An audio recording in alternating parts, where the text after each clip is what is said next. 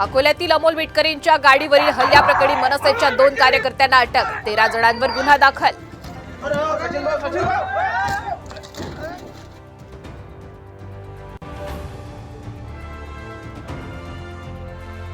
राज्यात येणार 81,000 कोटींची गुंतवणूक, इलेक्ट्रिक वाहनं, लिथियम बॅटरी प्रकल्पांना मंजुरी, कोकणासह मराठवाडा विदर्भात 20,000 रोजगार उपलब्ध होणार.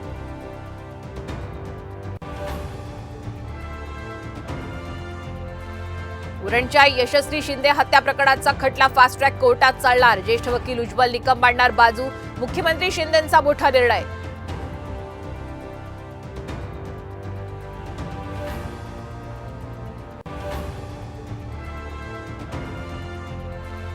पूजा खेडकरांच्या अटकपूर्व जामिनावरती आज दिल्लीच्या पटियाला हाऊस कोर्टात सुनावणी, यूपीएससीच्या तक्रारीनंतर गुन्हा दाखल.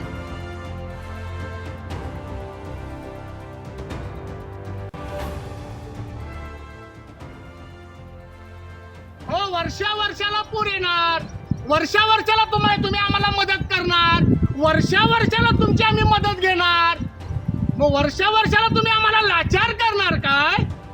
कोल्हापुरातील पूरग्रस्त शेतकऱ्यांनी कवितेतून मांडल्या व्यथा, अनुदान नको, पुराचा कायमचा बंदोबस्त करण्याची सरकारकडे मागणी.